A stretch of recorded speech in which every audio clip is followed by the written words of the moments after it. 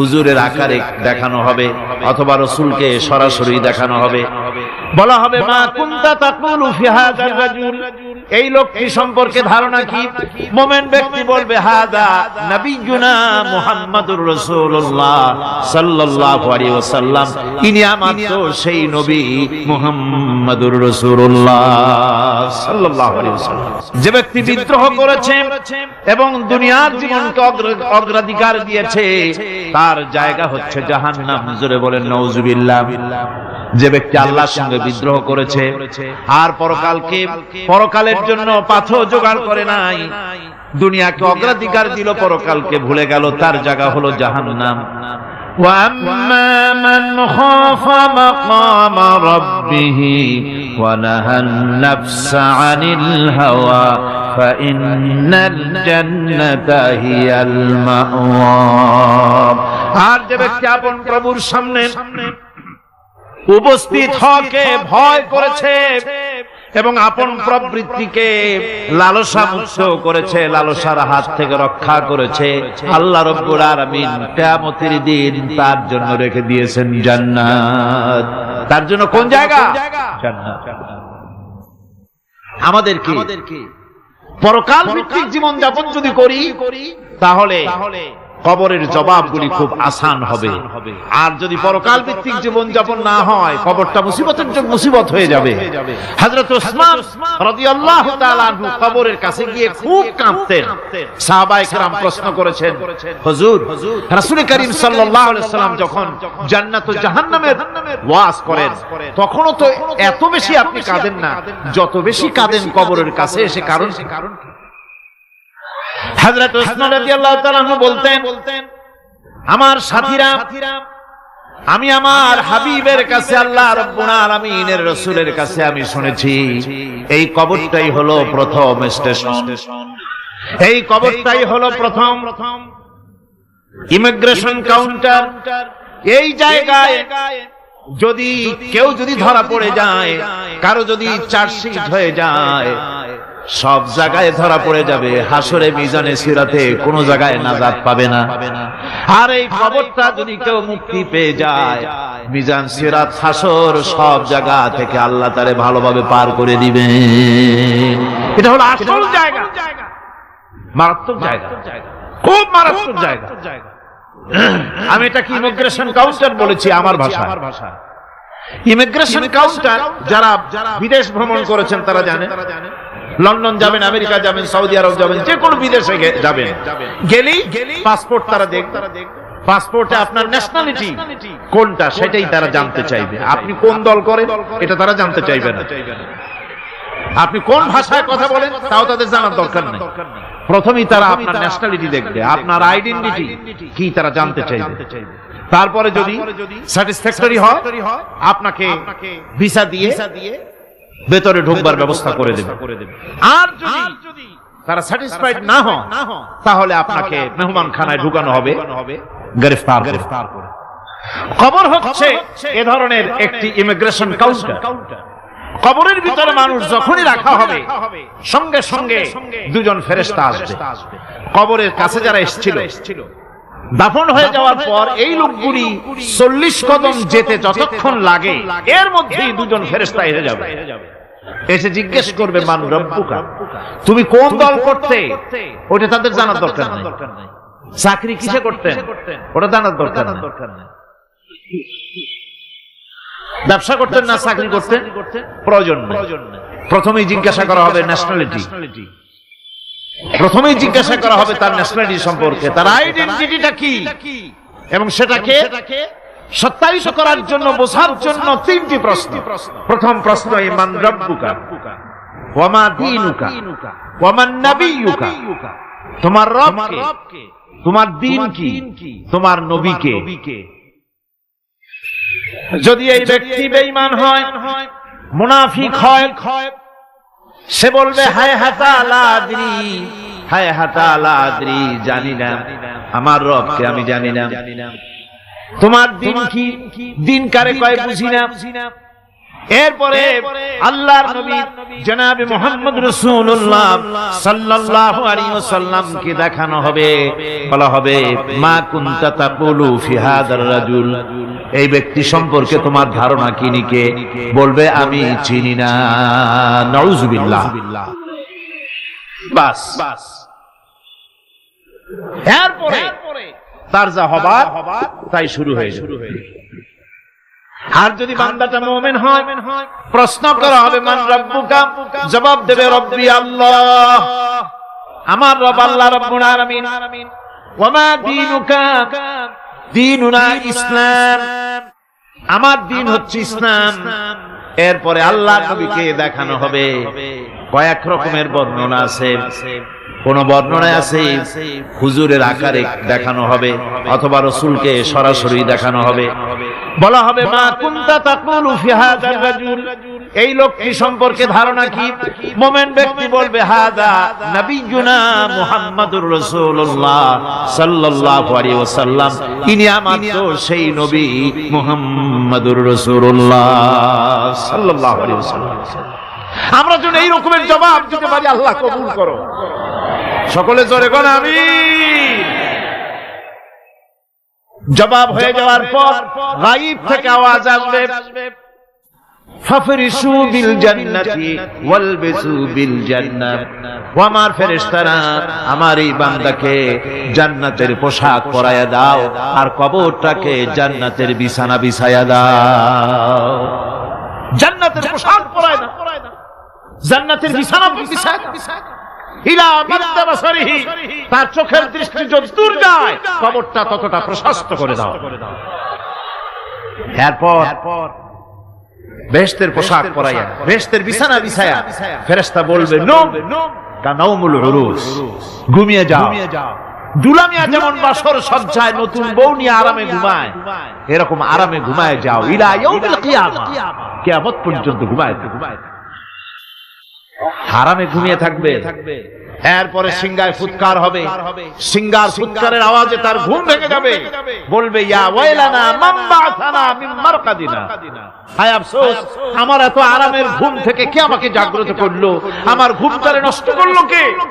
আওয়াজ আসবে হাযা মা ওয়াদার রহমান ওয়া সাদাকাল মুরসালুন, এটা হচ্ছে রহমানের সেই ওয়াদা, আর মুরসালিনরা নবীরা সত্য কথাই বলেছিলেন, সেই কিয়ামত অনুষ্ঠিত হচ্ছে। আমার বন্ধুগণ, সেজন্য এই দুনিয়ার মোহে পড়ে থাকলে পরে দুনিয়ায় যারা অগ্রাধিকার দিবে দুনিয়াকে পরকালের তুলনায়, জবাব দিতে পারবে না কবরের ভিতরে গিয়া। আর যারা পরকালকে অগ্রাধিকার দিবে, দুনিয়ার চাইতে পরকালকে বেশি অগ্রাধিকার দেবে, আর আল্লাহর ভয় কলিজার ভিতরে রাখবে, কবরের জবাব সঠিকভাবে দিতে পারবে, কিয়ামতের দিন আল্লাহ রাব্বুল আলামিন তাদের জন্য জান্নাত দান করবেন। জোরে বলেন আমিন।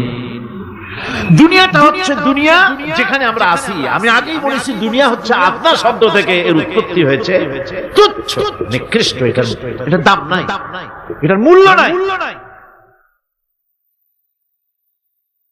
হযরত ইবনে কাইয়্যিম রাহিমাহুল্লাহ নওয়ারাল্লাহু মারকাদাহু ওয়া জাআলাল জান্নাতা মাথওয়াহু, হযরত ইবনে কাইয়্যিম তিনি বলছেন, সুন্দর করে বলছেন দুনিয়া সম্পর্কে, মা মাযা ফিদ দুনিয়া আহলামুন ওয়া মা বাকিয়া মিনহা আমানি ওয়াল ওয়াক্তু বাইনাহুমা দাইউন। মা মাযা ফিদ দুনিয়া আহলামুন, জীবনের যে অংশ ফেলে এসেছি সেটা আজ একটা স্বপ্ন। ওয়া মা বাকিয়া মিনহা আমানি, আর জীবনের যে অংশ সামনে বাকি আছে সেটা এখন একটা আকাঙ্ক্ষা। ওয়াল ওয়াক্তু বাইনাহুমা দাইউন, আর এর মাঝখান থেকে সময় সব চলে যাচ্ছে। কত বড় কথা চিন্তা করেছেন?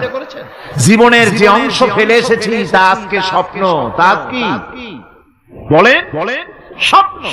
আর সামনে যা আছে সেটা আকাঙ্ক্ষা, আর মাঝখান থেকে সময় সব চলে যাচ্ছে।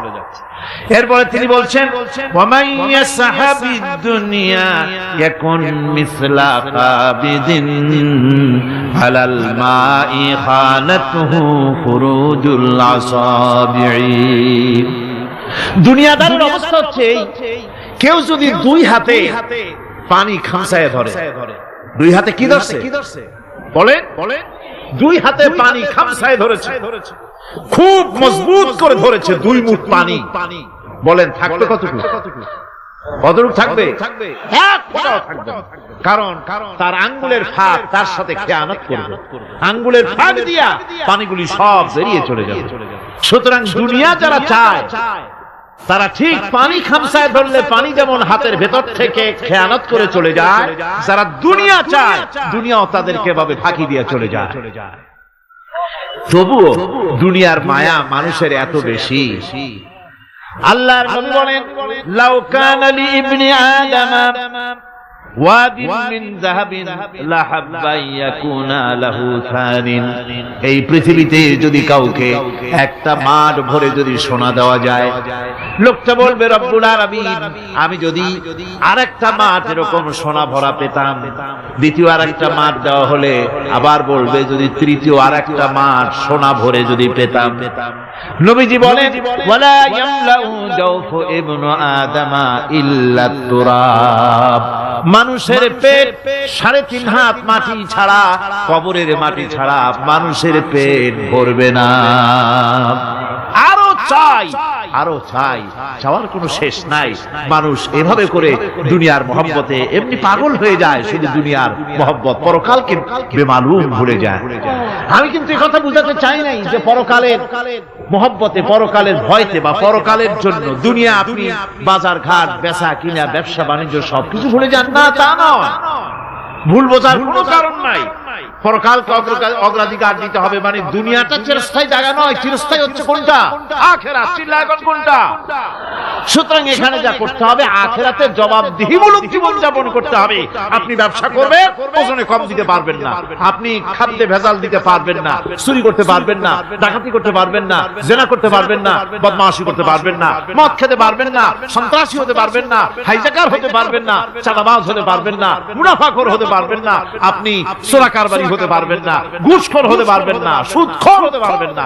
এই সব কাজ পরকালকে বিশ্বাস করলেই এই সমস্ত কাজ থেকে মানুষ বিরত থাকতে পারে। কথা ঠিক কিনা? এটাই হচ্ছে। সুতরাং এই পৃথিবী থাকবে না। এটা কি চিরকাল থাকবে না? এর একটা পরিসমাপ্তি ঘটবে।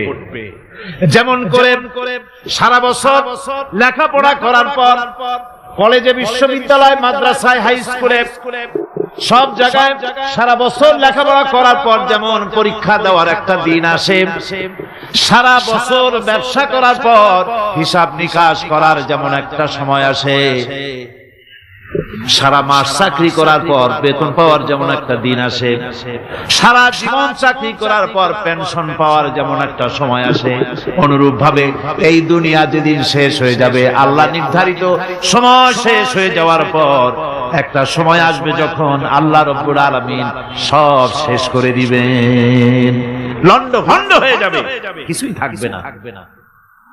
কোরআনে কারীমে আল্লাহ সব বলেছেন, কোরআনে সব আল্লাহ বলে দিয়েছেন।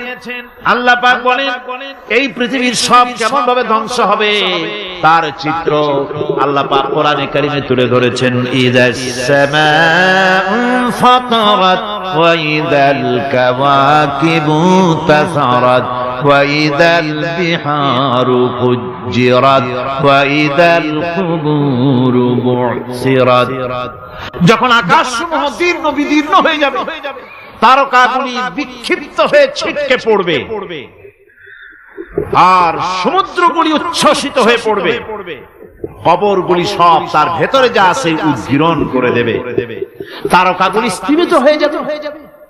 এরপরে সমস্ত আকাশগুলি সিজিল্লিল কুতুব, কিতাবের পৃষ্ঠার মতো একটার পরে একটা ঠাস ঠাস করে পড়তে থাকবে, চূর্ণ বিচূর্ণ হয়ে ভেঙে চুরে একাকার হয়ে যাবে। পাহাড়গুলিকে উড়িয়ে দেওয়া হবে, চন্দ্র এবং সূর্য একাকার হবে। আল্লাহ রাব্বুল আলামিন বলেন ফাইদা বারিকাল বাসার ওয়া খাসাফাল কমার ওয়া জুমিআশ শামসু ওয়াল কমার।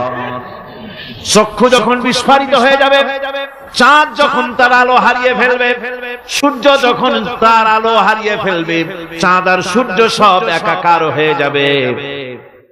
সেই সময়ের অবস্থাটা কি চিন্তা করো। মানুষ হয়রান হয়ে দৌড়াদৌড়ি করবে। وحملت الأرض والجبال فدكتا دكة واحدة। জমিন এবং পাহাড়গুলির মধ্যে আল্লাহ রাব্বুল আলামিন সংঘর্ষ বাঁধিয়ে দিবেন। পাহাড়গুলি ভেঙে চুরে টুকরা টুকরা হয়ে যাবে। পাহাড়গুলি উঁচু করে জমিনের উপরে আছাড় মেরে আল্লাহ রাব্বুল আলামিন ভেঙে চুরে চুরমার করে দিবেন। সুবহানাল্লাহ। ওয়াতাকুনুল জিবালু কালইহনিল মানফুস। পাহাড়গুলো পেঁজা ধোনা তুলার মতো করে উড়িয়ে দেওয়া হবে। পাহাড় উড়ে যাবে। সুবহানাল্লাহ। পাহাড় পাথরের তৈরি করা পাহাড়, এই পাহাড়গুলি তুলার মতো হয়ে উড়বে কিভাবে? আমি এই দৃশ্য নিজের চোখে কিছুটা হলেও দেখছি। আজ থেকে 10 দিন আগে আমি ইতালি সফর করে এসেছি। ইতালির রাজধানী রোম। রোম প্রাচীন সভ্যতার লালন ভূমি। কোরআনে কারিমে সূরা রোম রয়েছে। এই রোম সেই রোম। এখানের বাদশার কাছে রাসূল করিম সাল্লাল্লাহু আলাইহি সাল্লাম হেরাক্লিয়াসের কাছে চিঠি পাঠিয়েছিলেন। সেই রোম। 12 থেকে 15,000-এর মতো বাংলাদেশি মুসলমান সেখানে আছে। জুমার দিন, যেদিন আমি গেলাম তার পরের দিনই জুমা ছিল।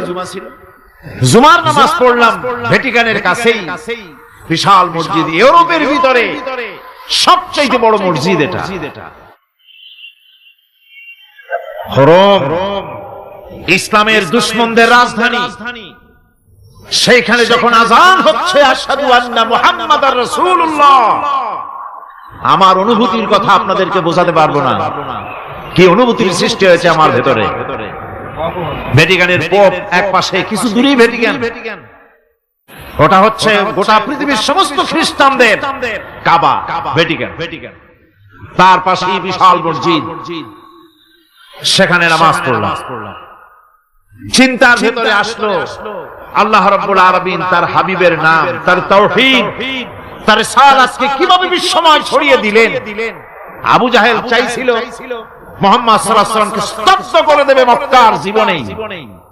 কত বদনাম, সাহের, কাহেন, কাযযাব, শায়ের, নাউযুবিল্লাহি মিন যালিক, কত গালাগালি করলো। আর আল্লাহ শোনালেন, হাবিব চিন্তার কোনো কারণ নাই, ওয়ারাফা'না লাকা যিকরাক, আমি আপনার প্রশংসা বিশ্বময় ছড়িয়ে দেব। সুবহানাল্লাহ। রোম প্রোগ্রাম শেষ করে আমাকে তারা নিয়ে গেল, যেটা আমি বলছি সবর কাহিনী শোনাবার সময়টা না, যেহেতু এর সঙ্গে প্রাসঙ্গিক সেজন্য বলছি। পাহাড় কেমনে তুলার মতো হয়ে উড়বে তার নজির দেখেছি। রোম শহর থেকে 300 মাইল দূরে, 300 কিলোমিটার দূরে নেপোলিয়ান বোনাপার্ট তার বাড়ি, এবং ওটা তার নামে একটা প্রভিন্স। ভূমধ্য সাগরের পারে ভিসুভিয়াস, পৃথিবীর সবচেয়ে বড় আগ্নেয়গিরি। সেটা দেখাতে নিয়ে যাওয়া হলো আমাকে। যে পাহাড়টা পৃথিবীর মাটি থেকে তার চূড়া হচ্ছে 3 মাইল উঁচু। এর 2 মাইল গাড়িতে করে ঘুরে ঘুরে যাওয়া যায়, এরপর আর গাড়িতে যাওয়া যায় না, বাকিটুকুন যেতে হবে হেঁটে হেঁটে। পাহাড়ের উপরে অক্সিজেন কম, বেশ কষ্ট হচ্ছিল উঠতে। জীবনে প্রথম পাহাড়ে চড়েছি, জাবালে নূর, রাসূল করিম সাল্লাল্লাহু আলাইহি সাল্লামের উপরে যেখানে ওহী হয়েছিল সর্বপ্রথম। পাহাড় চড়ার একটা অভিজ্ঞতা ওখান থেকে আমার কিছুটা হয়েছিল। খুব কষ্ট হলো বাকি 1 মাইল উঠতে। যখন ভিসুভিয়াসের একদম শীর্ষে চলে গেছি, সেখানে গিয়ে আমার সাথে 15-20 জন লোক ছিল। আমি নিজে আল্লাহু আকবার বলে আমার গলা থেকে আওয়াজ বেরিয়ে গেল। আমি দেখতে পেলাম ভিসুভিয়াসের শীর্ষে বিশাল গর্ত, আমার মনে হয় গর্তটা এই মাঠের 1/4 হবে, এই মাঠের 1/4 হবে গর্তটা। সেই গর্তটার গভীরতা হচ্ছে 1.5 কিলোমিটার। এইখান থেকে পাথরগুলি উত্থিত হয়েছে, আগ্নেয়গিরি পাথর আগুনে গলে লাভা হয়ে এগুলি পাহাড় বেয়ে উপচে পড়েছে, চতুর্দিকে 12 মাইল ছড়িয়ে গিয়েছে। আমার মনে পড়লো ওয়াকুদুহান নাস ওয়াল হিজারা, জাহান্নামের আগুনের ইন্ধন হবে মানুষ আর পাথর। আমি সেখানে সিজদায় পড়ে গিয়ে কান্নাম আর বললাম, আল্লাহ জাহান্নামের আগুন হারাম করে দিও আমাদের জন্য। পাথর কিভাবে গললো, গলে পাথরগুলি গলে পুড়ে চতুর্দিকে পড়েছে আর ছিটকেছে, চতুর্দিকে ছিটকে পড়েছে। সেই পাথরগুলি ছিটকে ছিটকে যেগুলি পুড়ে পড়েছে সেগুলিকে দূরে সাদা রঙের বলে মনে হয়, কোনোটা সাদা কোনোটা কালো, মনে হয় যেন তুলার মতো হয়ে পড়ে আছে চতুর্দিকে। 1944 সনে তৃতীয়বারের মতো ভিসুভিয়াস অগ্নিগিরি যে অগ্নি উৎপাত করে তাতে আশেপাশের 12 মাইল এলাকা এফেক্টেড হয়ে যায়। পাথরগুলি গলে এভাবে বিধ্বস্ত করে দিয়েছে। এখান থেকে এখানে জোহরের নামাজ, আসরের নামাজ আমরা পড়লাম, আল্লাহর কাছে খুব দোয়া করলাম। এখনো ধোঁয়া উঠতেছে, এখনো পাহাড়ের ফাটল দিয়ে ধোঁয়া উঠছে। একজন হাত দিয়ে আমাকে বলল যে খুব গরম লাগে ধোঁয়াগুলি। ওখানকার লোকেরা বলল যে ভেতরে এখনো আগুন আছে, তবে সুপ্ত, যে কোনো মুহূর্তে আবার তা জাগ্রত হতে পারে। আমরা সেখান থেকে নেমে এলাম। একটু কিছু দূর গিয়েই সেখানে হলো পম্পেই শহর। এই পম্পেই শহরটা হচ্ছে ঈসা আলাইহিস সালামের জন্মের 2000 বছর আগে এই শহর তৈরি হয়। ঈসা আলাইহিস সালামের জন্মের 179 বছর পর ভূমিকম্প হয়। সেই ভূমিকম্পে গোটা পম্পেই শহরটা পৃথিবীর মানুষের চোখের আড়াল হয়ে যায়, ধ্বংস হয়ে যায়, মাটির তলায় ধরা। আজ থেকে 200 বছর আগে মাটি খনন করতে গিয়ে এই শহর আবিষ্কৃত হয়। পুরা শহরটা ঘুরে তারা বের করেছে 180 হেক্টর জমিনের উপরে এই বিশাল শহর। ঘুরে ঘুরে দেখলাম গাড়ি চলে না সেখানে, পায়ে হেঁটে দেখতে হল। প্রশস্ত রাস্তা। আজ থেকে 4000 বছর আগের মানুষেরা রাস্তা বানাতে জানতো পাথর দিয়ে, এবং রাস্তার দুধারে তাদের ছিল ফুটপাত, পানির ব্যবস্থা, নগরায়নের সব রকমের সুযোগ সুবিধা। তারপরে সেখানে বিচারালয়, এরপরে দোকানপাট, বাজার ঘাট, সবকিছুর ব্যবস্থা রয়েছে। বিশাল বিশাল পাথরগুলি দিয়ে পিলার তৈরি করা। ভাবলাম এই পিলারগুলি, এই পাথরগুলি তারা কিভাবে ক্রেন ছাড়া এত উপরে উঠালো কি করে, আমার মাথায় আসলো না। পাথর কেটে কেটে সুন্দর সুন্দর অঙ্কন শিল্প তারা করেছে। এরপরে ঘুরতে ঘুরতে বাদশার রাজার বাড়ি থেকে ঢুকলাম। সেখানে গিয়ে দেখলাম উলঙ্গ এত মূর্তি পাথরের তৈরি করা, পাথর কেটে কেটে দেওয়ালে যৌন মিলনের এমন কোন অশ্লীল ছবি নাই যা তারা সেখানে তৈরি করে নাই। উলঙ্গ মূর্তি আর উলঙ্গ যৌন মিলনের অসংখ্য ছবি দিয়ে এই এলাকা ভরা। তখন আমি বুঝলাম আল্লাহর গজব হওয়ার কারণটা কি, এই শহরটা মাটির নিচে হরপ হয়ে যাওয়ার কারণটা কি। আল্লাহ পাক জেনা ব্যভিচার যে দেশে বেশি হয় আল্লাহ পাক বরদাস্ত করে। দুশ্চরিত্র যে দেশের মানুষ দুশ্চরিত্র হয়ে যায়, জেনা ব্যভিচার বেশি হতে থাকে, আল্লাহ হরপ করে দেন, গজব দেন। এই গজব এক এক সময় এক এক রকমের হয়ে আসে। কখনো মাটির নিচে দাবায় দেন, কখনো মহামারী, কোন দেশে কলেরা, কোন দেশে জলোচ্ছ্বাস, কোথাও ভূমিকম্প, আর সর্বশেষ এই জেনা ব্যভিচারের জন্য আল্লাহ পাকের চূড়ান্ত এই যৌনতার অশ্লীলতার জন্য চূড়ান্ত গজব বর্তমান বিশ্বের জন্য এই আল্লাহ পাক এই গজব দিয়েছে। বন্ধুগণ, আমি সেই জায়গা, আমি সেখানে যা দেখলাম যে আল্লাহ পাক পাহাড়গুলিকে কিভাবে উড়াবেন এটা অস্বীকার করার কোন উপায় নাই। বিশ্বাস তো করতামই, তবে হযরত ইব্রাহিম আলাইহিস সালাম যেমন বলেছিলেন, রব্বি আরিনি কাইফা তুহিল মাউতা, আয় আল্লাহ তুমি মরাকে চিন্তা করবা কেমনে। আল্লাহ পাক বলেন, আওয়ালাম তুমিন, তুমি বিশ্বাস করো না? ইব্রাহিম আলাইহিস সালাম বললেন, বালা, অবশ্যই বিশ্বাস করি, ওয়ালাকিন লা ইয়াতমাইন্না কলবি। যদি চোখে দেখতাম তাহলে আমার অন্তরাত্মা খুব ঠান্ডা হতো। আল্লাহ রাব্বুল আলামিন চোখে দেখায় দিলেন জিন্দা কেমনে মুর্দা হবে, মুর্দা কেমনে জিন্দা হবে, আল্লাহ দেখায় দিলেন। পাহাড় উড়ায় দিবেন আল্লাহ রাব্বুল আলামিন। একথা কলিজার মধ্যে তার উপর ঈমান বিশ্বাস, কিন্তু আল্লাহ চোখে দেখাইছেন, ঈমান আরো মজবুত হয়েছে, যা ছিল আরো মজবুত হয়েছে। সুবহানাল্লাহ। আল্লাহর ভয়তে কলিজা কেঁপেছে। আমি পাহাড়ের উপরে কেঁদেছি, দাঁড় হয়ে কেঁদে। বন্ধুগণ, আল্লাহ সুবহানাহু ওয়া তাআলা এই জন্য বলেছেন, কুল সিরু ফিল আরদ, আমার জমিন ঘোরো, ভালো করে দেখো, কাইফা কানা আকিবাতুল মুকাজ্জিবিন, মহা সত্যকে যারা অস্বীকার করেছে তাদের পরিণতি আমি কি করে দিয়েছি, এগুলি চোখে ভালো করে তাকায় দেখো। আমার বন্ধুগণ, সুতরাং এই পৃথিবী অবসান হবে, এই পৃথিবী ধ্বংস হবে, এই পৃথিবী চূড়ান্ত ভাবে শেষ হয়ে যাবে। হ্যাঁ, আরেকটি কথা বলতে হয়, সেটা হচ্ছে যে এই রোম থেকে আরেকটু দূরে 900 মাইল দূরে হচ্ছে সিসিলি। 900 মাইল দূরে, সেখানে এই সিসিলি মুসলমানেরা শাসন করেছিল 350 বছর। সেই সিসিলিতে রয়েছে 360টা মসজিদ মুসলমানদের করা। সমস্ত মসজিদগুলি আজ তালা বন্ধ, একটা মসজিদও খোলা নাই। সেখানকার মুসলমানেরা ওয়াজ শুনতে এসেছিল রোমে। আমি তাদের জন্য পরামর্শ দিয়েছি যে গভর্নমেন্টের কাছে তোমরা দাবি জানাও যে অন্তত একটা মসজিদের দরজা আমাদের জন্য খুলে দাও। রোমের অবস্থানরত প্রবাসী বাংলাদেশি মুসলমানেরা আমাকে বলেছে, তাদের অনেকের বাড়ি চট্টগ্রামেও আছে, আমাকে বলেছে তাদের চোখে পানি আসছে বলার সময় যে চিরময় তাফসীর মাহফিল যখন আসে কলজেটা কাঁদতে থাকে যাওয়ার জন্য।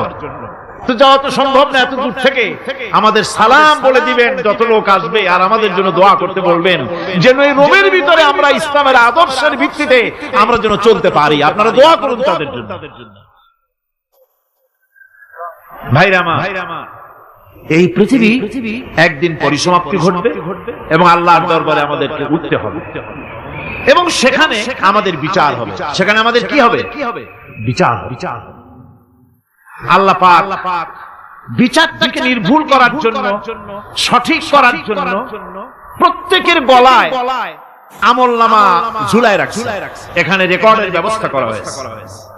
আল্লাহ পাক বলছেন, ওয়া কুল্লু ইনসানিন আলজামনাহু তায়রাহু ফি উনুকিহি ওয়া নুখরিজু লাহু ইয়াওমাল কিয়ামাতি কিতাবান ইয়ালকাহু মানশুরা। আল্লাহ পাক বলেন, প্রত্যেকের ভালো মন্দ কর্মফল, কর্মলিপি আমি তার গলায় ঝুলায় রেখেছি। কিয়ামতের দিন সে নিজের কাছে স্পষ্ট সব দেখতে পারবে, কোন জিনিস বাদ পড়বে না। তার গলায় তার আমলনামা ঝুলানো আছে, সব রেকর্ড হতেছে। আমরা যা করছি সবগুলি রেকর্ড হয়ে যাচ্ছে। বর্তমান বিজ্ঞানীরা আবিষ্কার করেছে যে মানুষের শরীরের ভিতরে ডিএনএ আছে, রক্তের ভিতরে ডিএনএ, এটা একটা কোড। মানুষের রক্তের ভিতরে ডিএনএ আছে, যেমন তার ব্রেনের ভিতরে কতগুলি কোষ আছে, এক একটা কোষ এক এক ধরনের কাজ করে। অনুরূপ ভাবে তার শরীরের ভিতরে রক্তের ভিতরে ডিএনএ আছে। এই ডিএনএটা কি? এই ডিএনএটা হচ্ছে, এই ডিএনএ একটা কম্পিউটারের মতো কাজ করতেছে। লোকটা কি করবে, কোথায় যাবে, সে ভালো হবে মন্দ হবে কি হবে, সব তার ডিএনএ এর মধ্যে রেকর্ডকৃত আছে। এটা বোঝার জন্য একটা সুন্দর দৃষ্টান্ত দেওয়া যায়। যেমন এই কাগজটাকে আপনারা মনে করুন একটা গাড়ি একটা ব্লুপ্রিন্ট, একটা গাড়ি ব্লুপ্রিন্ট। এখানে লেখা আছে গাড়ি কিভাবে তৈরি হবে। এই কাগজটা নিয়ে ঘরের মধ্যে রেখে দিলেন, এখন এই কাগজটা থেকেই অটোমেটিক গাড়ি উইন্ডো তৈরি হলো, শিল তৈরি হলো, গাড়ির বডি তৈরি হলো, চেসিস তৈরি হলো, টায়ার তৈরি হলো, ইঞ্জিন তৈরি হলো, ব্যাটারি তৈরি হলো, পেট্রোল দিল, আর কোন রকমের ড্রাইভার ছাড়াই গাড়ি চলতে আরম্ভ করলো। এই কথাটা যদি মনের মাথার মধ্যে আনতে পারেন যে এটা কিভাবে হইতে পারে, এতে লেখা অনুযায়ী যেভাবে হওয়া যদি সম্ভব হয়, অনুরূপ ভাবে মানুষের রক্তের ভিতরে ডিএনএ এর আবিষ্কার করেছে, এর ভিতরে মানুষের ভালো মন্দ কোথায় যাবে কি করবে সবকিছুর মধ্যে রয়েছে। কোরআনে কারীমে আল্লাহ রাব্বুল আলামিন, আমি গত বছরও বলছিলাম যে বিজ্ঞানের আবিষ্কার যত বাড়বে কোরআন বোঝা মানুষের জন্য তত সহজ হবে। সুবহানাল্লাহ।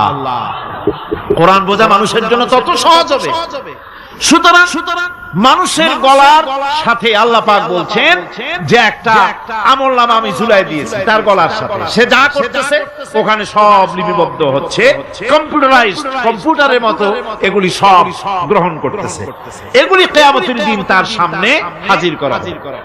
কিয়ামতে যখন আমলনামা তার সামনে দিয়ে বলা হবে, ইকরা কিতাবাকা কাফা বিনাফসিকাল ইয়াওমা আলাইকা হাসিবা, তাকে বলা হবে নিজের কর্মলিপি নিজেই পড়ো, আজ তুমি তোমার নিজের হিসাব নিতে যথেষ্ট। বন্ধুগণ, এই মাহফিলে যত লোক আমরা বসে আছি, আমরা আমাদের হিসাব নিতে যথেষ্ট না আরেকজন লাগবে কোন? আমরা যথেষ্ট কিনা? কথা বোঝেন নাই? আমি বলতে চেয়েছি এটা, আমরা যদি এখন চোখ বুঝে চিন্তা করি যে পিছনের জীবনে কি করেছি, মনে পড়বে নাকি পড়বে না? বলেন সবাই পড়বে কি পড়বে না? ছোটবেলায় কবে পায়ের নিচে কাঁটা ফুটেছিল, কবে কোথায় আছাড় খেয়েছিলেন, কবে কার বেল তাল আম কাঁচা আম চুরি করে খেতে গিয়ে কিল খেয়েছিলেন, তারা খেয়েছিলেন, তাকে এখন মনে নাই? আছে। তাহলে কি ওই তাল বেল চুরি করতে গিয়ে যে কিলটা খাইছিলেন সেটাও মনে আছে, ভালো মন্দ সব মনে আছে। তাহলে কোন হোটেলের রুমে কি করছিলেন, কোন স্কুলে কোন কলেজে কি করছিলেন, তারপরে জীবনে ছোট বড় ঘটনাগুলি চোখ বুঝতে মনে পড়বে না? এবার হিসাব করেন, মনে যদি পড়ে এবার হিসাব করেন আপনি জান্নাতি না জাহান্নামী। আপনি আপনার নিজের হিসাব নেওয়ার জন্য যথেষ্ট। তাকে হিসাব করতে বলা হবে, তোমার হিসাব, তোমার নিজের হিসাব নেওয়ার জন্য তুমি যথেষ্ট, তোমার হিসাব তুমি নিজেই করো, এটা পড়ো। আর সেই কিয়ামতের দিন কোনো সাহায্যকারী মিলবে না।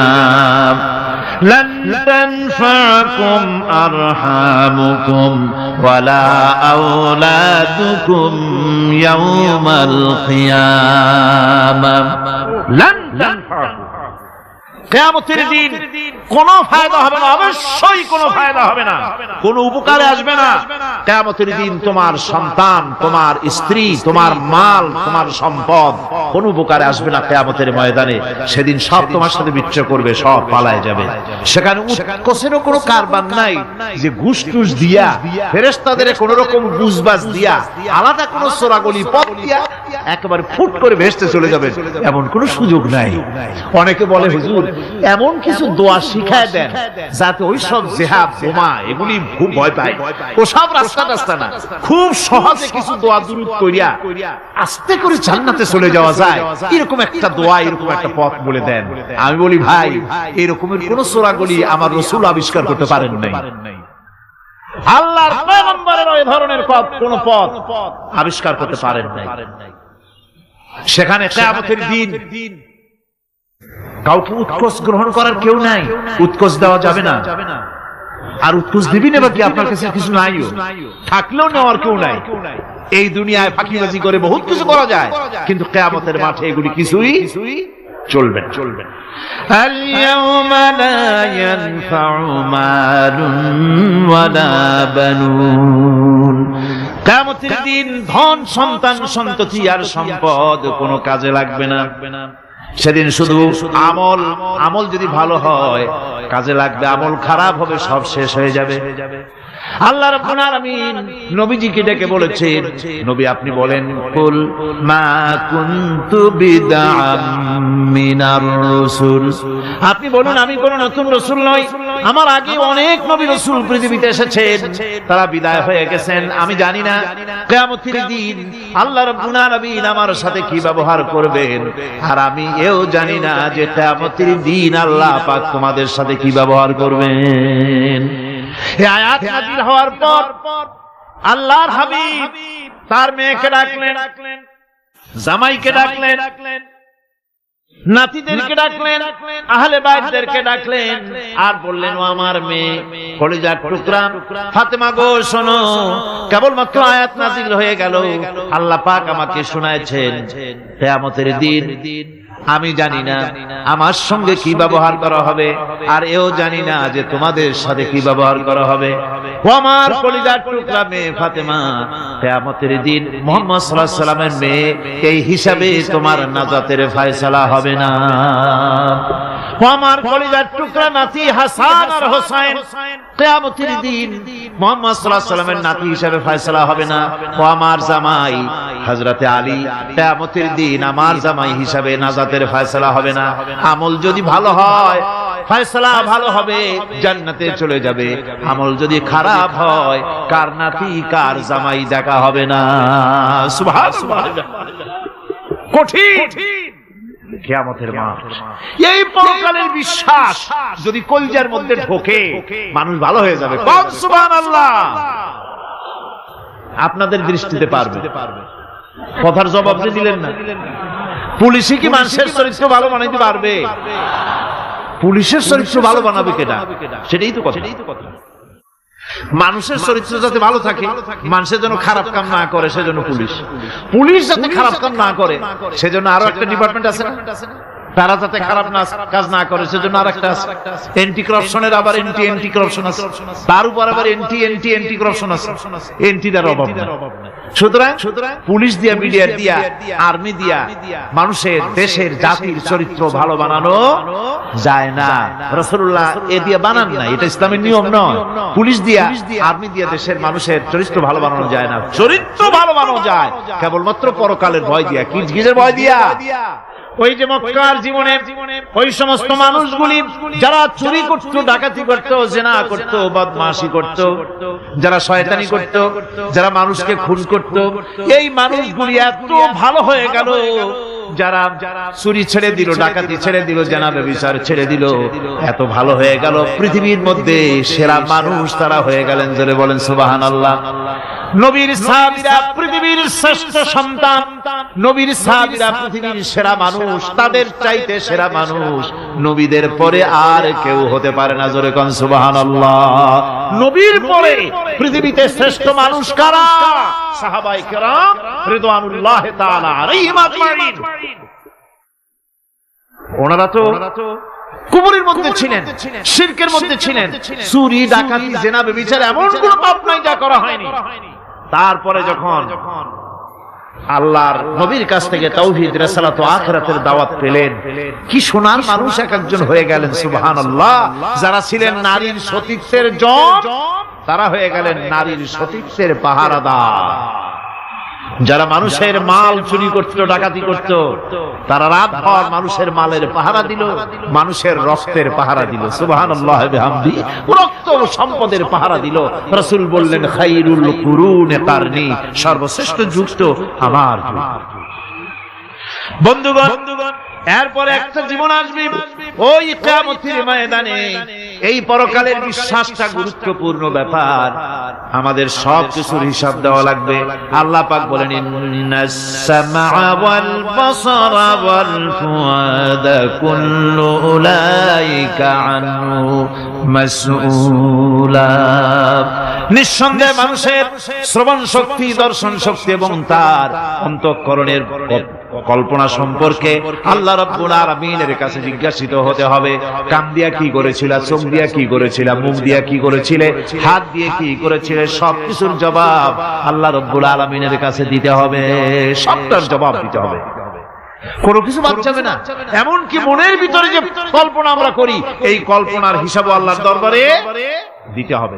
কোরআনে কারীম বলছেন, ওয়া ইন তুবদু মা ফি আনফুসিকুম আও তুখফুহু ইউহাসিবকুম বিহিল্লাহ।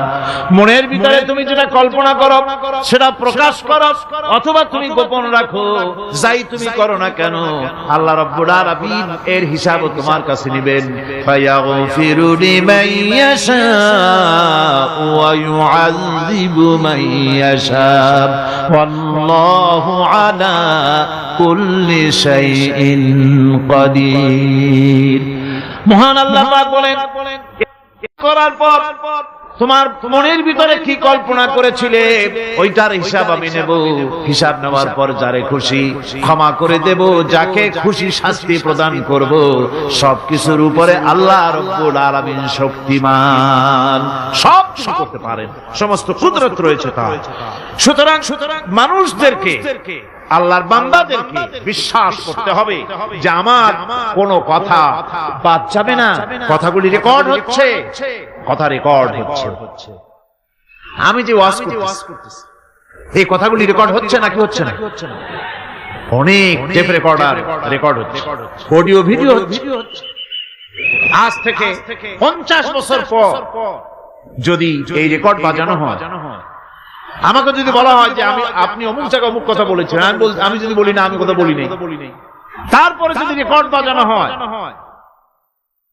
তাহলে আমি কথা যে বলি নাই যদি বলি, তাহলে এটা ধরা পড়বে না, সেখানে ধরা পড়বে না।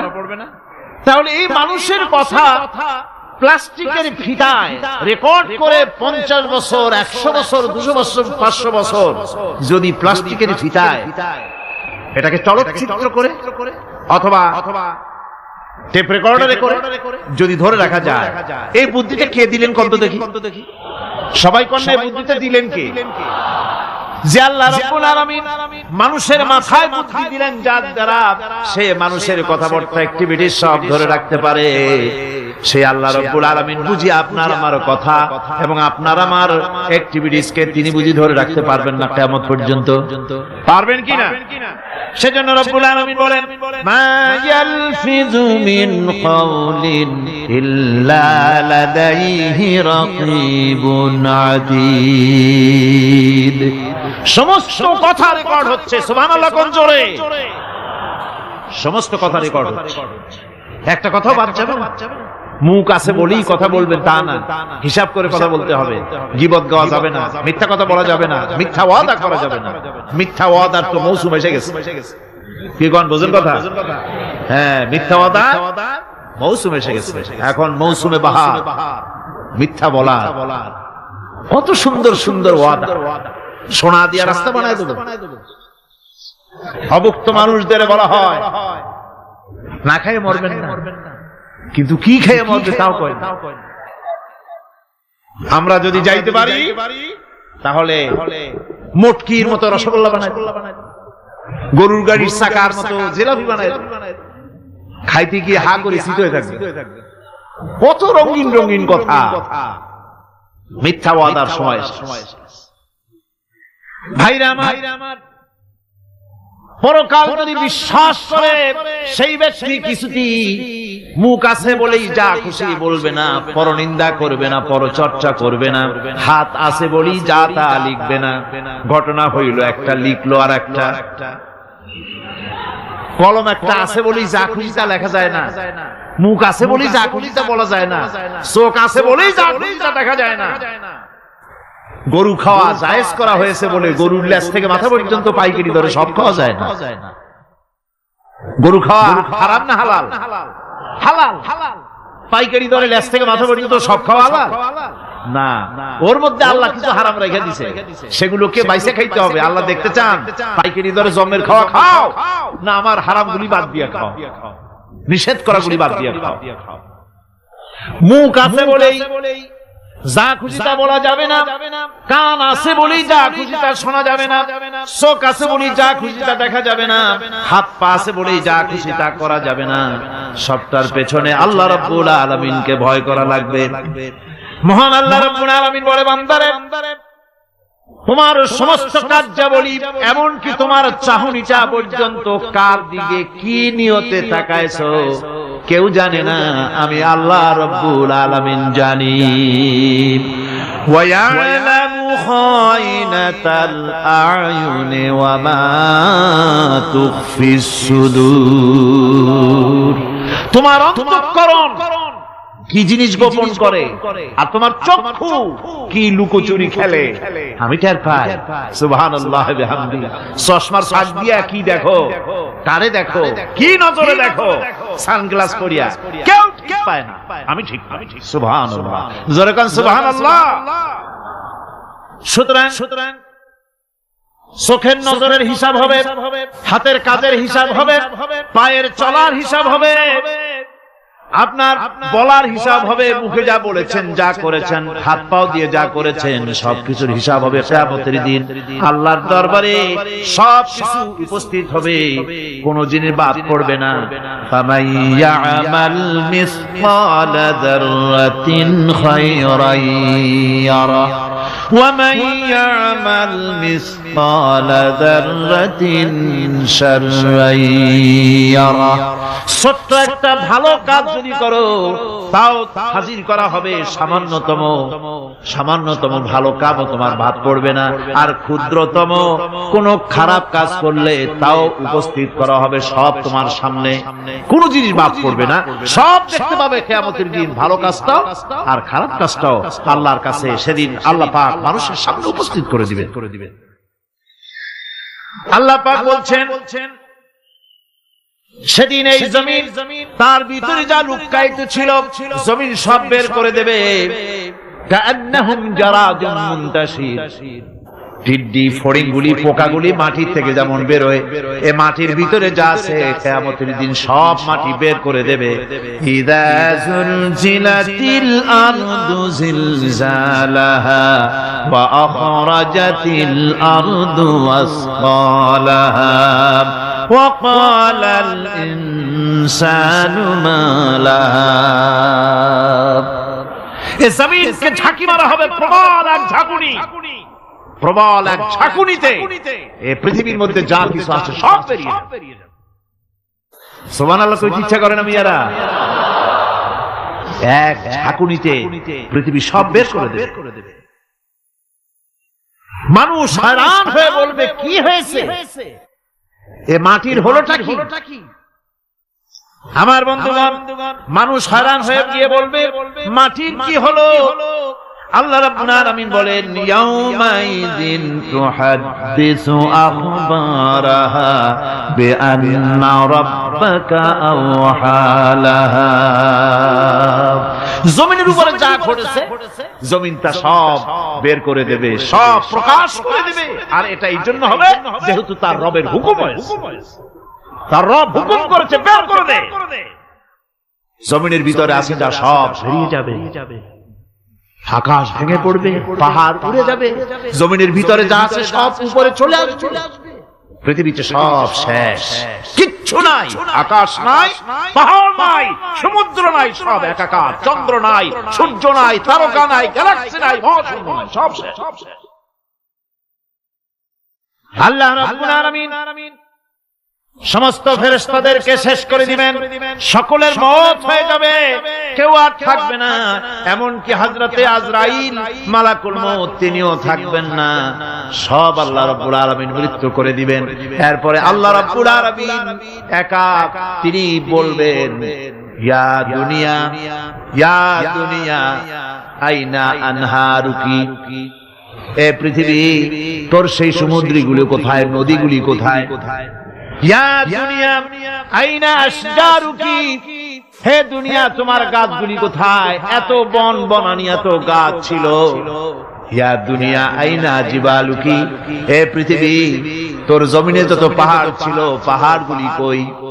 যত স্বৈরাচার ছিল জমিনের উপরে, যারা স্বৈরাচারী মনোবৃত্তি নিয়ে মানুষ ধ্বংস করেছে, দেশ ধ্বংস করেছে, মায়ের বুক খালি করেছে, ওই স্বৈরাচারগুলি কই?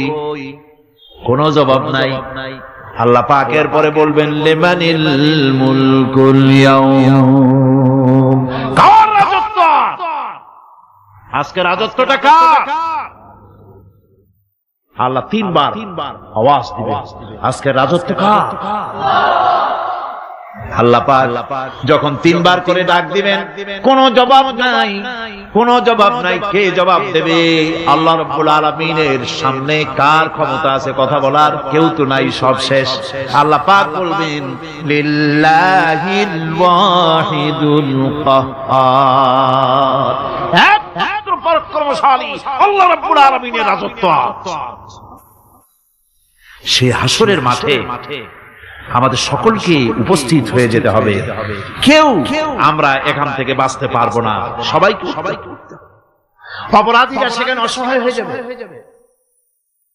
অপরাধীরা অসহায় হয়ে যাবে।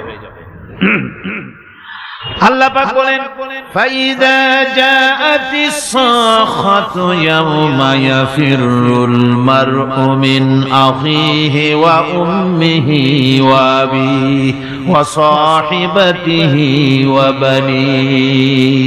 অবশেষে যখন কান ফাটানো আওয়াজ আসবে, এই আওয়াজ সেদিন মানুষ নিজের মা বাপ ভাই বোন সব থেকে বিচ্ছিন্ন হয়ে যাবে, সব একের থেকে আরেকজন পালায় যাবে, হারায় যাবে, কেউ কাউকে আর খুঁজে পাবে না। সেদিন ওই কিয়ামতের মাঠে বিভীষিকাময় দৃশ্য, মানুষ হয়রান হয়ে যাবে। মাথার এক হাত অথবা অর্ধ মাইল অথবা এক বিগত এতটুকু উপরে ওই প্রকাণ্ড সূর্যটার তাপ আসবে, গুনাহগারের মাথার চান্দি ফেটে গিয়া মগজগুলি গলে গলে নাক কান দিয়ে বের পড়তে লাগবে, জিহ্বাটা কুকুরের মতো ঝুলে নাভিস্থল পর্যন্ত পড়ে যাবে, মাটিটা সূর্যের উত্তাপে তামার মতো গরম হয়ে যাবে, সারা হাসর জুড়ে আওয়াজ হবে পানি পানি পানি। মানুষেরা হয়রান হয়ে যাবে। সেই হাসরের ময়দানে এই চরম কষ্টের ভিতরে আল্লাহ রাব্বুল আলামিন বলেন সেদিন দুটো ভাগ হয়ে যাবে, একদল মানুষের চেহারা আলোয় ঝলমল হয়ে যাবে, আর একদল মানুষের চেহারাগুলি কালো হয়ে যাবে। উজুহু ইয়াওমাইযিন মুসফিরাতুন দাহিকাতুন মুস্তাবশিরা ওয়া উজুহু ইয়াওমাইযিন আলাইহা গাবারা। আল্লাহ পাক বলেন এক শ্রেণীর মানুষের চেহারা হাস্যোজ্জ্বল ঝলমলে হয়ে যাবে, আর এক শ্রেণীর মানুষের চেহারাগুলি কালো হয়ে যাবে। তারহাকুহা কাতারা উলাইকা হুমুল কাফারাতুল ফাজারা। হাস্যোজ্জ্বল স্বচ্ছন্দপূর্ণ সুন্দর উজ্জ্বল ঝলমলে চেহারা হবে ঈমান আনার কারণে, পরকালকে বিশ্বাস করার কারণে, আল্লাহ এবং রাসূলের কথা অনুযায়ী জীবন যাপনের কারণে চেহারাটা উজ্জ্বল হয়ে যাবে। আর আল্লাহর নাফরমানি, রাসূলের নাফরমানি, পরকালকে অস্বীকার করার কারণে কাফেরগুলির চেহারা, মুনাফিকগুলির চেহারা কালো হয়ে যাবে। তাদেরকে আলাদা করে দেওয়া হবে। আমতাজুল ইয়াওমা আইয়ুহাল মুজরিমুন, মুজরিমদেরকে আলাদা করে দেওয়া হবে, দুইটা ভাগ হয়ে যাবে। এই চরম অবস্থা সৃষ্টি হবে কিয়ামতের ময়দানে। সেদিন রাসূল করিম সাল্লাল্লাহু আলাইহি ওয়াসাল্লাম উম্মতের জন্য সুপারিশ করবেন। সেই সুপারিশ যেন আমাদের করতে পারেন সেজন্য আমাদেরকে তৈরি করতে হবে, সে ধরনের যোগ্য আমাদেরকে বানাতে হবে। বন্ধুগণ, এই পরকালীন জীবন, এর সম্ভাবনা এটা যে হবে এবং সেই পরকালে আমাদের সকলকে যে উঠতে হবে, কিয়ামতে আল্লাহর কাছে জীবনের সব কিছুর জবাবদিহি করতে হবে, এই ভীতি সৃষ্টি করতে চায় আল্লাহ পাক মানুষের ভেতরে। আল্লাহ পাকের চাইতে মানুষের কল্যাণকামী আর কেউ আছে? চিল্লায় কোন আল্লাহর চাইতে, বিশ্ববাসীর সৃষ্টি জগতের কল্যাণকামী আল্লাহর চাইতে, রাসূলের চাইতে বেশি কেউ কি আছে? সে আল্লাহ পাক সব বলে দিলেন, ওপেন সিক্রেট করে দিলেন, সব গোপন ফাঁস করে দিলেন। কেমনে বিচার হবে, কেমনে কিয়ামত অনুষ্ঠিত হবে, কেমনে কি হবে, সব খুলে খুলে আল্লাহ পাক বলে দিলেন আমাদেরকে ভালো হওয়ার জন্য।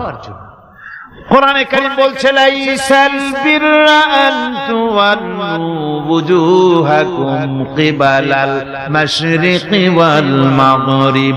পূর্ব পশ্চিমে মাথা ঘুরানো, সার নত করা, মাথা ঘুরানো, মুখ ঘুরানো, এটাই কিন্তু সৎ কাজ এবং পুণ্যবানের জন্য, পুণ্যবান হওয়ার, সৎ কাজ করার, নেককার হওয়ার জন্য যথেষ্ট নয়, বরং ওয়ালাকিন্নাল বিররা মান আমানা বিল্লাহি ওয়াল ইয়াউমিল আখির। প্রকৃতপক্ষে সৎকারী মুমিন, ভালো কাজ করা, প্রকৃত মুমিন, সত্যিকারের ভালো মানুষ, সত্যিকারের ঈমানদার হওয়ার জন্য 10টি কাজ লাগবে। কয়টি কাজ? 10টি কাজ লাগে। সেই 10টি কাজে একটি কাজ গত বছর আপনাদের খেদমতে আরজ করা হয়েছে, 2টি বলা হয়েছে, বাকি আজকে বললাম আর একটা, হয়ে গেল 3টা। বাকি আছে কয়টা? 7টা বাকি আছে, আরো 7। পরকাল ভিত্তিক জীবন যাপন যদি করতে পারি তাহলে আমরা হব দুনিয়ার শ্রেষ্ঠ মানুষ। কোন আলহামদুলিল্লাহ। আল্লাহ রাব্বুল আলামিন বলেন, কুল কুনু হিজারাতান আও হাদিদা। ও নবী শুনিয়ে দেন, তোমরা যদি মরে গিয়া মাটির সাথে মিশে গিয়া যদি পাথরও হয়ে যাও, আর যদি তোমরা লোহাও হয়ে যাও, তারপরেও আল্লাহ রাব্বুল আলামিন তোমাদেরকে জিন্দা করবেন, আবার তোমাদের উঠাবেন। ওরা বলে যে আচ্ছা বুঝলাম, কে উঠাবে আমাদের, কেমনে উঠাবে? আল্লাহ পাক বলেন, ফাসায়াকুলুনা মান ইউরিদুনা। ওরা বলে আমাদেরকে কে উঠাবে, আমাদেরকে কে জিন্দা করবে? আল্লাহ পাক জবাবে বলেন, কুলিল্লাযী ফাতারাকুম আউওয়ালা মাররা। যিনি তোমাদেরকে প্রথম সৃষ্টি করেছেন তিনি আবার তোমাদেরকে জিন্দা করবেন। আল্লাহ পাক সুন্দর করে বুঝাচ্ছেন। এই সব কথা শোনার পরে ফাসায়ুনগিদুনা ইলাইকা রুউসাহুম ওয়া ইয়াকুলুনা মাতা হুয়া। এসব কথা শোনার পরে আল্লাহ বলেন, ওই কাফেররা মাথা ঝুলায়া ঝুলায়া বলে, আচ্ছা তা বুঝলাম। আল্লাহ বলেন, ওরা মাথা ঝুলায় আর বলে, আচ্ছা বুঝলাম, তবে কবে সেই কিয়ামত অনুষ্ঠিত হবে? আল্লাহ বলেন, নবী শোনায় দাও, কুল আসা আইয়াকুনা করিবা। বেশি দেরি নাই, হতে পারে খুবই তাড়াতাড়ি। কি বলা যায়, সে সময়টা অতি নিকটবর্তী হয়ে যেতে পারে, খুবই নিকটবর্তী সে সময়, সে বেশি দেরি হওয়ার কথা নয়। আল্লাহ পাক এবার মানুষকে যুক্তি দিয়ে বুঝাচ্ছেন। কোরআনে কারীম মানতে মানুষ অস্বীকার করলে আল্লাহ ডান্ডার ব্যবস্থা করেন নাই। নবীজিকে বলেছেন, ইন্নামা আনতা মুযাক্কিরুন লাস্তা আলাইহিম বিমুসাইতির। ও নবী, আপনি একজন উপদেশক, উপদেশ দিয়ে যান।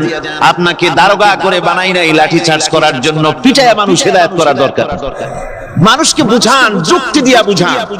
আল্লাহ নিজে যুক্তি দিচ্ছেন, আনতুম আশাদ্দু খালকান আমিস সামাউ বানাহা। ওই কাফেরেরা, তোমরা যারা পরকালকে অস্বীকার করো, তোমাদেরকে উঠাইতে পারবো না যারা তোমরা বলছো, তোমাদেরকে সৃষ্টি করা কঠিন না ওই বিশাল আকাশটাকে সৃষ্টি করা কঠিন? ওই বিশাল আকাশটাই তো আমি আল্লাহ সৃষ্টি করেছি। জোরে কোন সুবহানাল্লাহ। তত বড় আকাশটারে যিনি বানাইতে পারলেন, সে কথা বুঝি তোমাকে তৈরি করতে পারবে না? আল্লাহ পাক বলছেন, ফানজুর ইলা আসারি রাহমাতিল্লাহি কাইফা ইউহিল আরদা বাদা মাউতিহা। লক্ষ্য করে দেখো, এই পৃথিবীর মাটিকে আল্লাহ কিভাবে জিন্দা করেন। মুর্দা মাটি, এই মাটি চৈত্র বৈশাখ মাসে প্রখর রোদে মাটি ফেরে চৌচির হয়ে যায়। এই ফেটে যাওয়া চৌচির মাটিতে আল্লাহ পাক বৃষ্টির পানি দিয়ে এই মাটিকে, এই মৃত্যু মাটিকে আল্লাহ পাক যেভাবে জিন্দা করেন, ইন্না যালিকা লামুহিল মাউতা ওয়া হুয়া আলা কুল্লি শাইইন কাদির। সে আল্লাহ পাক তোমরা মরলে পরে আবার এভাবে জিন্দা করতে পারবেন। জোরে কোন সুবহানাল্লাহ। আমার ভাইরা, আল্লাহ পাকের পরে বলেন, দেখো মৃত্যু জমিনকে কেমনে জিন্দা করি। আল্লাহুল্লাযী আরসালার রিয়াহা ফাতুসিরু সাহাবা ফাসুকনাহু ইলা বালাদিন মাইতিন ফাআহইয়ানা বিহিল আরদা বা'দা মাউতিহা কাযালিকান নুশুর। আমি আল্লাহ রাব্বুল আলামিন ওই সমুদ্রের নোনা পানিগুলোকে, সমুদ্রের লবণাক্ত পানিগুলিকে বাষ্পীয় আকারে উত্থিত করে মেঘমালায় পরিণত করি, আর এরপরে বাতাসকে হুকুম করি, বাতাস এই মেঘটারে টেনে নিয়ে যাও অমুক জায়গায়। মেঘ চলে এলো, আল্লাহ রাব্বুল আলামিন বলেন, মেঘ এবার বিন্দু বিন্দু করে বৃষ্টি বর্ষণ করে দে। আমার হুকুমে ওই পানিগুলি বৃষ্টি হয়ে বিন্দু বিন্দু হয়ে জমিনে পতিত হয়। আল্লাহ বলেন, এভাবে করে বৃষ্টির পানি দিয়া মরা জমিনকে জিন্দা করে দিয়া নববধূ গর্ভধারণের যেমন প্রস্তুতি নেয়, বৃষ্টির পানি পায়া মরা জমিন তেমন ফসল ধারণের জন্য প্রস্তুতি নিয়ে নেয়। সুবহানাল্লাহ বিহামদি। এইটা যেভাবে আমি করি, কাযালিকান নুশুর, এইভাবে করে তোমাদের কি কিয়ামতের দিন আমি জিন্দা করতে পারবো? কেমনে অস্বীকার করো? কাইফা তাকফুরুনা বিল্লাহি ওয়া কুনতুম আমওয়াতান ফাহইয়াকুম সুম্মা ইউমীতুকুম সুম্মা ইলাইহি তুরজাউন। কি করে তুমি আমাকে, আমি আল্লাহকে অস্বীকার করো? কুনতুম আমওয়াতান, তুমি ছিলে নিষ্প্রাণ, ফাহইয়াকুম, এরপরে আমি তোমাকে জিন্দা করলাম, সুম্মা ইউমীতুকুম, এরপরে তোমাকে আমি মৃত্যু করব, সুম্মা ইউহয়িকুম, এরপরে তোমাদেরকে আবার আমি জিন্দা করব, সুম্মা ইলাইহি তুরজাউন, এরপরে তোমাদের সকলকেই আমার কাছে ফিরে আসতে হবে। দেখেন না, আমরা যখন মানুষকে কবরে রাখি, কবরে রাখা তারপরে উপরে মাটি দিয়ে কি বলেন আপনারা? মিনহা খালাকনাকুম, পড়েন মিনহা খালাকনাকুম ওয়া ফিহা নুঈদুকুম ওয়া মিনহা নুখরিজুকুম তারাতান উখরা। এ বান্দা, এই মাটি দিয়া তোরে তৈরি করা হয়েছিল, এই মাটির ভিতরে রেখে গেলাম, আবার এই মাটি থেকে আল্লাহ রাব্বুল আলামিন তোমারে জিন্দা করবেন। কিয়ামতের ময়দানে সকলকে উঠতে হবে সেখানে আল্লাহর দরবারে। আল্লাহ পাক বলছেন, বান্দা কেমনে অস্বীকার করো? ইন কুনতুম ফি রাইবিম মিনাল বা'স ফাইন্না খালাকনাকুম মিন তুরাব। পরকালকে যারা অস্বীকার করো, কিয়ামতে উঠতে হবে, এটাকে কিভাবে অস্বীকার করো? চিন্তা করে দেখো, তুমি নিষ্প্রাণ মাটি ছিলে, সেই মাটি দিয়েই আমি তোমাকে তৈরি করেছি। আবার আল্লাহ পাক মানুষকে আরো বুঝান, কিয়ামত আছে, পরকাল হবে, আল্লাহর দরবারে উঠতে হবে। আলাম ইয়াকুনু ফাতাম মিন মানিজ্জিয়ুমনা, তুমি কি মাতৃগর্ভে নিক্ষিপ্ত এক ফোঁটা পানি ছিলে না? সুম্মা কানা আলাকাতান ফাখালাকা ফাসাওয়া, এরপরে তোমাকে মাংসপিণ্ডে, জমাট রক্তে মাংসপিণ্ডে পরিণত করা হলো, এরপরে তোমাকে সুন্দর করে তোমাকে সুগঠিত করা হলো। ফাজআলা মিনহু যাওজাইনিল যাকারা ওয়াল উনসা, এরপরে মাতৃগর্ভের ভিতরে আমি এটাকে পুরুষ বানালাম, কন্যা সন্তান অথবা পুত্র সন্তানে পরিণত করলাম। এইটা যে পেরেছে, যিনি পেরেছেন, আলাইসা যালিকা বিকাদিরিন আলা আইয়ুহিয়াল মাউতা, সে আল্লাহর পক্ষে কি সম্ভব নয় যে তোমার মৃত্যুর পরে তিনি আবার জিন্দা করতে পারবেন? কি বলবেন, কি বলেন, সম্ভব না? তিনি পারবেন না? নিশ্চয়ই তিনি আবার কিয়ামতের মাঠে আমাদেরকে হাজির করতে পারবেন, এতে কোনো সন্দেহ নাই। আল্লাহ পাক সেই জন্য এখানে বলতেছেন যে ওরা বাল কাযাবু বিসাম, ওরা আসলেই পরকালকে অস্বীকার করেছে। আপনি যে নবী, এতে কোনো সন্দেহ নাই। আপনি খানা খান, আপনি বাজারে যান, এটাই মূল আপত্তির বিষয় না। মূল কথা হলো তারা পরকালকে অস্বীকার করেছে। আল্লাহ পাক বলেন, ওয়া আন্নাস সাআতা আতিয়াতুন লা রাইবা ফিহা, অবশ্যই সে সময় আসবে, সে কিয়ামত আসবেই, এটা কোনো সন্দেহ নাই। ওয়া আন্নাল্লাহা ইয়াবআসু মান ফিল কুবুর, আর আল্লাহ পাক তিনি কবরের মধ্যে অন্তর্হিত যা কিছু আছে সবাইকে কিয়ামতের দিন আল্লাহ পাক ময়দানে উঠাবেন। কিয়ামতে আল্লাহর দরবারে সকলকে হাজির হতে হবে। আমার বন্ধুগণ, আল্লাহ পাক বলেন, ওয়া লাকাদ খালাকনাল ইনসানা মিন সুলালাতিন মিন তিন। লক্ষ্য করো, তুমি ছিলে মাটির নির্যাস থেকে তোমাকে তৈরি করা হয়েছে। শুধু মাটির নির্যাস থেকে তোমাকে কোনো মডেল ছাড়া, কোনো ধরনের আদর্শ ছাড়া, কোনো ধরনের নমুনা ছাড়া তোমাকে সৃষ্টি করা হয়েছে। সুম্মা জাআলনাহু নুতফাতান ফি কারারিম মাকিন, এরপরে মাতৃগর্ভের একটা একটা অত্যন্ত সুরক্ষিত জায়গায় তোমাকে সংরক্ষণ করা হয়েছিল। সুম্মা খালাকনান নুতফাতা আলাকাতান ফাখালাকনাল আলাকাতা মুদগা, রক্তপিণ্ডকে নাপাক পানিকে জমাট রক্ত করেছি, জমাট রক্তকে আমি আবার গোশত পিণ্ডে পরিণত করেছি। ফাকাসাউনাল ইযামা লাহমা, এরপরে সুন্দর করে চামড়া দিয়া গোশত দিয়ে একটা আকৃতি তোমাকে দান করেছি। সুম্মা আনশানাহু খালকান আখারা ফাতাবারাকাল্লাহু আহসানুল খালিকিন, এরপরে সুন্দর একটা বিশেষ একটা আকৃতি দিয়ে তোমাকে আমি সুন্দর করে সুগঠিত করে তোমাকে তৈরি করেছি। সুম্মা ইন্নাকুম বা'দা যালিকা লামাইতুন, এরপরে আমি আল্লাহ রাব্বুল আলামিন তোমাকে মৃত্যু দেব, অবশ্যই তোমাকে মৃত্যুবরণ করতে হবে। সুম্মা ইন্নাকুম ইয়াউমাল কিয়ামাতি তুবআতুন, এরপরে কিয়ামতের দিন আসবে, ওই বিশেষ মুহূর্ত আসবে, সেই নির্দিষ্ট সময় আসবে, ওই কিয়ামতের মাঠে আল্লাহর দরবারে তোমাদের সকলকে উঠতে হবে, কোনো সন্দেহ তাতে নাই। আল্লাহ পাক বলছেন وَأَعْتَدْنَا لِمَنْ كَذَّبَ بِالسَّاعَةِ سَعِيرًا, আমার এই পরকালকে, এই আখিরাতকে, কিয়ামতের দিনকে যারা অস্বীকার করবে, যারা মিথ্যা মনে করবে, আমি তাদেরকে জ্বলন্ত আগুনের শাস্তি তাদের জন্য রেখেছি। জোরে বলেন নাউজুবিল্লাহ। সেই কিয়ামত যে দিনটা আল্লাহ পাক মানুষের জন্য রেখেছেন, সেই কিয়ামতের অবস্থা বড়ই মারাত্মক। মানুষেরা তা জানে না। মানুষ যদি তা বুঝতে পারতো, জানতে পারতো, তাহলে মানুষেরা গুনাহের কাজ করতে পারতো না। আপনারা কি চিন্তা করেন, ওই যে কাফেরগুলি মক্কার জীবনে, রাসূল পাক সাল্লাল্লাহু আলাইহি ওয়াসাল্লামের মক্কি জিন্দেগিতে যে সমস্ত মানুষগুলি চুরি করত, ডাকাতি করত, জিনা করত, বদমাশি করত, মানুষ হত্যা করত, এই লোকগুলি ফিরে আসতো কিসের কারণে? তাদেরকে আখিরাতের কথা বলা হয়েছে, এই পরকালের কথা বলা হয়েছে।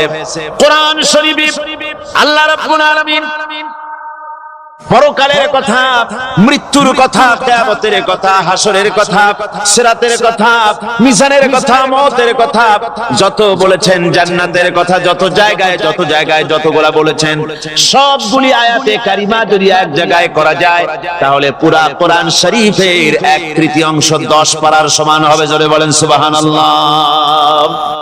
সর্বশেষ যে ব্যক্তি জাহান্নাম থেকে মুক্তি লাভ করবে, তাকে আল্লাহ পাক বলবেন, ফেরেশতাদেরকে বলবেন, ও আমার ফেরেশতারা, আমার এই বান্দাকে জান্নাত এবং জাহান্নামের মাঝখানে রেখে দাও।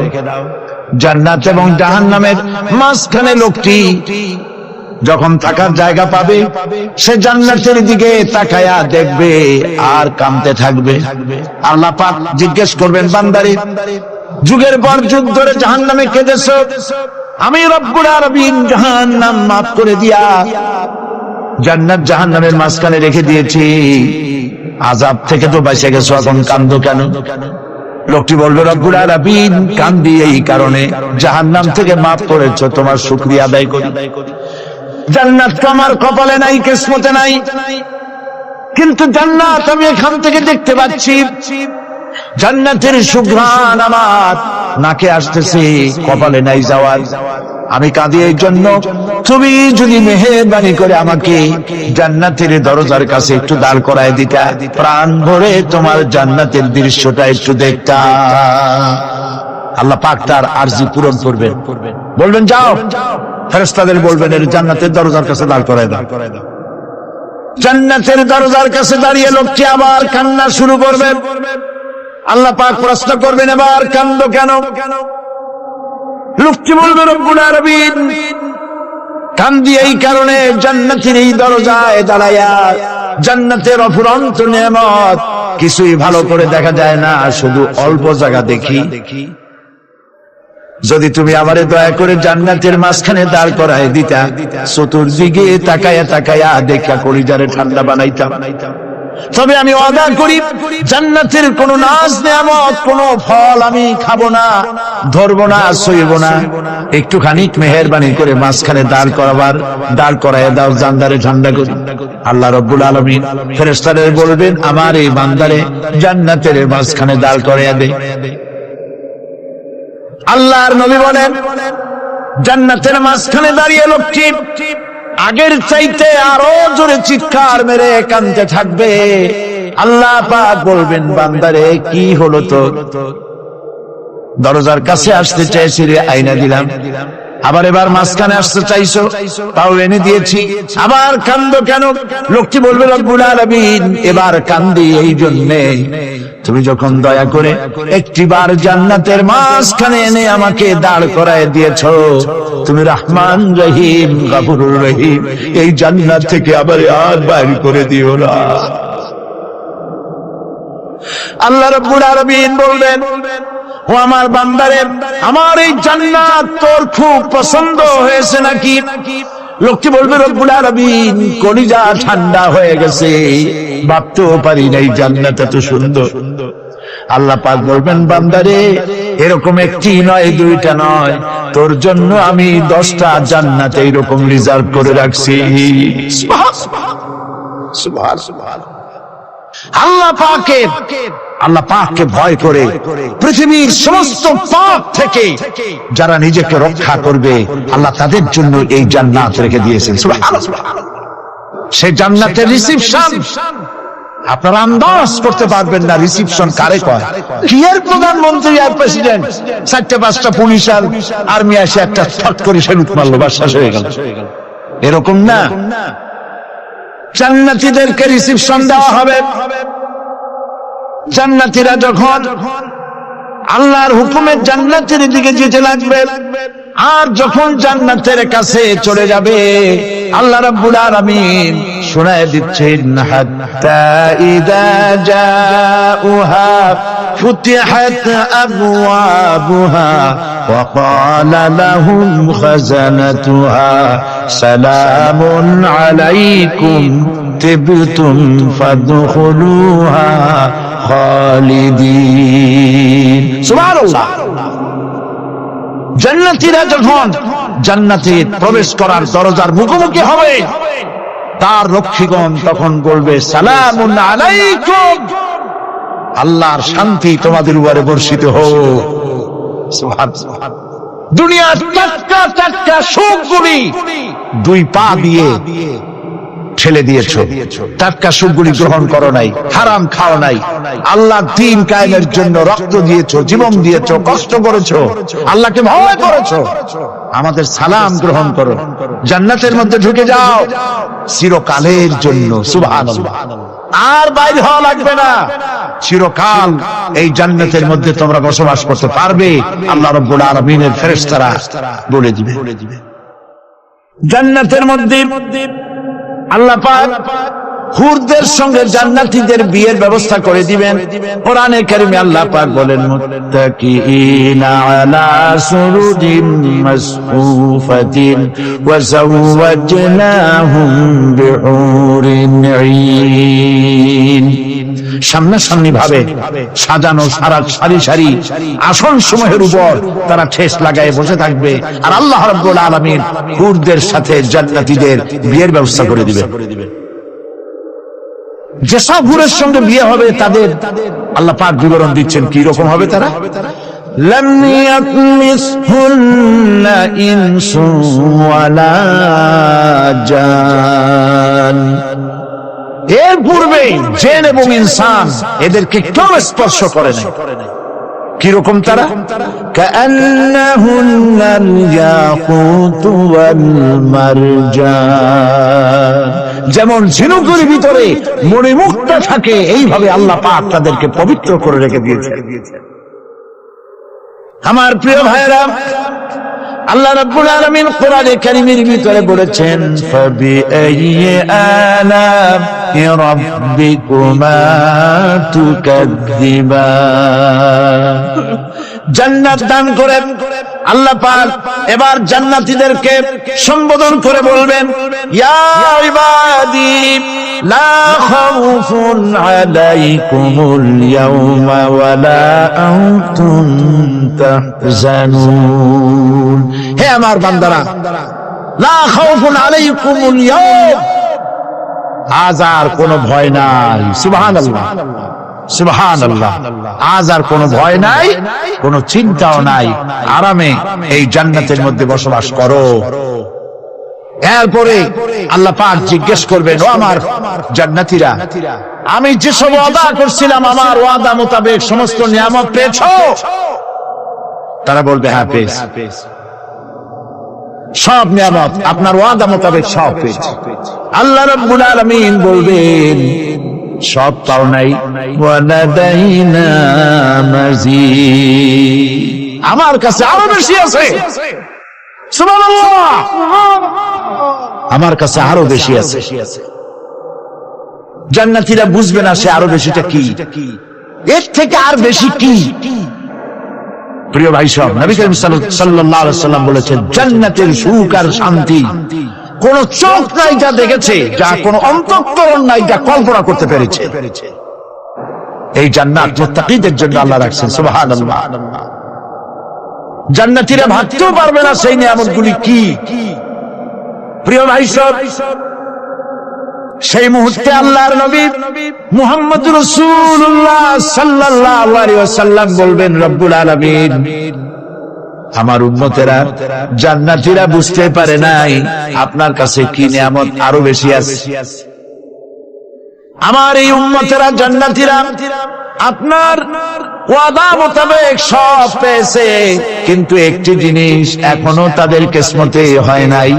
সেই জিনিসটা হলো, যারা তার রবকে না দেখে শুধু কোরআন আর হাদিসের কথা শুনে আরবের ঘুম হারাম করে তাহাজ্জুদের নামাজ আদায় করেছিল, চোখের পানি ফেলেছিল, যারা জান্নাত দেখে নাই, জাহান্নাম দেখে নাই, আপনাকে ভয় করে যারা জীবন পরিচালনা করেছিল, যারা আপনাকে দেখে নাই, না দেখে শুধু কোরআন হাদিস বিশ্বাস করে যারা অকাতরে নিজেদের জীবন বিলায় দিয়েছিল, এই জান্নাতীরা এখন পর্যন্ত তার রবকে দেখতে পারে নাই।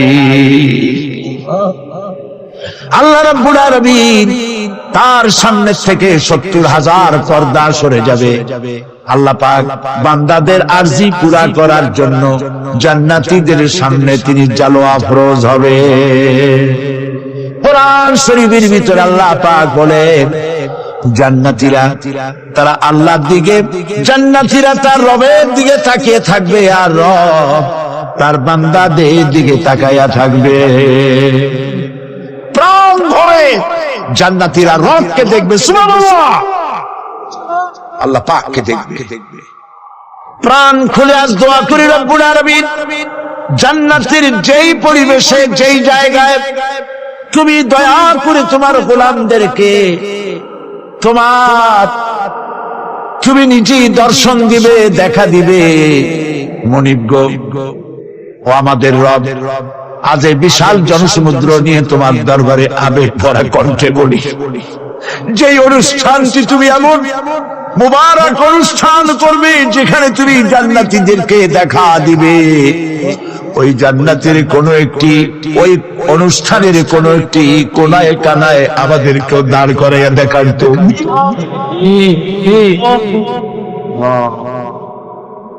ভাই সব, আল্লাহ রাব্বুল আলামিন মানুষের সামনে এত সব নিয়ামত রেখেছেন, এই জান্নাত দান করবেন। এরপরে আল্লাহ রাব্বুল আলামিন কোরআনে কারীমের মধ্যে বলেছেন, রব্বিস সামাওয়াতি ওয়াল আরদি ওয়া মা বাইনাহুমার রাহমানি লা ইয়ামলিকুনা মিনহু খিতাবা। এসব পুরস্কার রয়েছে তোমাদের সেই রবের পক্ষ থেকে যিনি আকাশ আর জমিনের মালিক। সুবহানাল্লাহ বলবেন না? যার সামনে কথা বলার ক্ষমতা কারো হবে না। এটি একটি মারাত্মক কথা। কিয়ামতের দিন আল্লাহর দরবারে কেউ কথা বলতে পারবে না আল্লাহর নির্দেশ ছাড়া। একটি আকীদা পরিষ্কার করে নিয়ে যান আপনাদের, সে আকীদাটা এভাবে পরিষ্কার করুন, কোন পীর সাহেব, কোন খাজা বাবা, কোন মাওলানা, কোন মুহাদ্দিস, কোন বুজুর্গ আপনাকে সুপারিশ করতে পারবে না। যদি না আল্লাহ পাক তাকে কথা বলার তৌফিক না দেয়। মনে থাকবে এটা। আয়াতুল কুরসির ভিতরে আমরা পড়ি, মান যাল্লাযী ইয়াশফাউ ইনদাহু ইল্লা বিইজনিহি।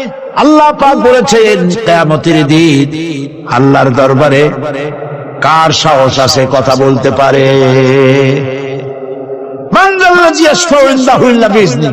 আল্লাহর ওয়াদা ছাড়া, হুকুম ছাড়া আল্লাহর সামনে কথা বলা সেদিন কেউ থাকবে না। সুবহানাল্লাহ।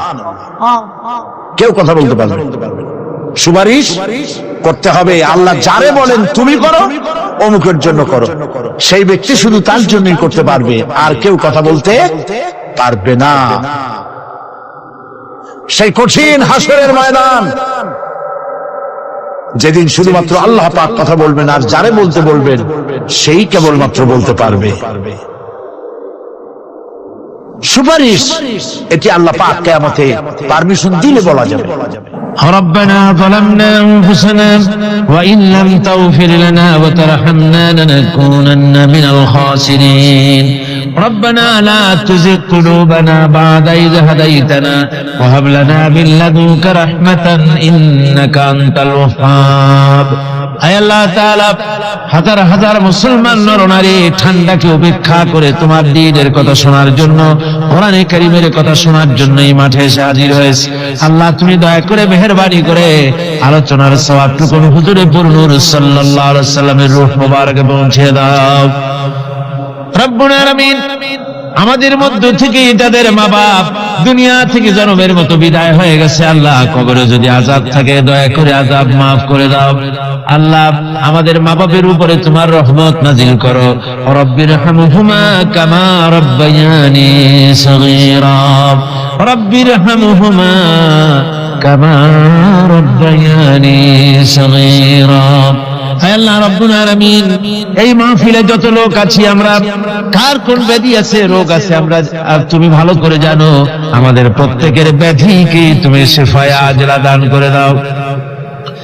اللهم حبب إلينا الإيمان وزينه في قلوبنا وكره إلينا الكفر والفسوق والعصيان واجعلنا من الراشدين ربنا تقبل منا إنك أنت السميع العليم وتب علينا إنك أنت التواب الرحيم سبحان ربك رب العزة عما يصفون وسلام على المرسلين الحمد لله رب العالمين واجعل آخر كلمتنا عند الموت لا إله إلا الله محمد رسول